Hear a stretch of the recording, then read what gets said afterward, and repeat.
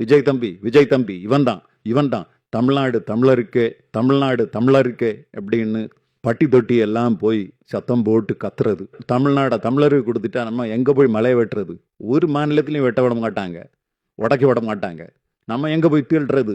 தமிழர்களுக்கும் முதலமைச்சராகிறதுக்கு வாய்ப்பு கொடுக்கணுமோ, தமிழர்களையும் எம்எல்ஏ ஆக்கணுமோ, தமிழர்களுக்கும் ஆட்சி அதிகாரத்தில் பங்கு கொடுக்கணுமோ, தமிழர்களுக்கும் அரசு வேலைகளில் பங்கு கொடுக்கணுமோ, தமிழர்களுக்கும் டிவி சேனல் வேணுமோ, ஹோட்டல் பிஸ்னஸ்ஸு அப்படின்னு எல்லாம் வைக்கணுமா? என்ன ஒரு அகங்காரம் பார்! தமிழர்களையும் அமைச்சராக்கணும், தமிழர்களுக்கும் அரசு வேலைகளை கொடுக்கணும், தமிழர்களுடைய இடங்களை ஆக்கிரமிக்கக்கூடாதான், தமிழர்களுடைய வீடுகளை இடிக்கக்கூடாதான், மலைகளை உடைக்கக்கூடாதான், மண்ணள்ளி விற்கக்கூடாதான், சாராயம் விற்கக்கூடாதான், கஞ்சா விற்கக்கூடாதான். தமிழ்நாட்டில் கள்ளுக்கடையை திறந்து விடணுமா? கள்ளுக்கடையை திறந்து விட்டு தான் நம்ம சாராய பிஸ்னஸ் என்ன ஆகுறது? படுத்துறாதா? இவனை கொஞ்சம் அடக்கி வைக்கணும். மறுபடியும் விஜயலட்சுமி இறக்கி விடுவோமா? வேண்டாம். இவனை கேலி கிண்டல் பண்ணி விஜயகாந்தை செஞ்சது மாதிரி கோமாளி ஆக்கி வடிவேலு மாதிரி ஆக்கி இவன் பேச்ச மக்கள் கேட்காதபடி செஞ்சிடணும். கேலி கிண்டல் பண்ணி இவனை ஒழிச்சிடணும்.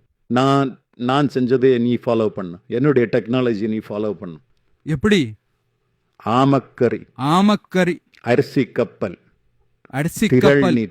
திரள்நிதி, மானூறுகாய், AK-74 திமுக கிட்ட இருந்து பெட்டி வாங்கினவன்.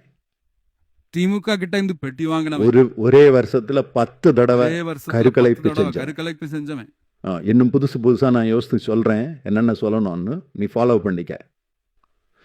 டாஸ்மார்க் முக்கியம் பிகிலு, டாஸ்மார்க்கை மட்டும் விட்டுறாத பிகிலு.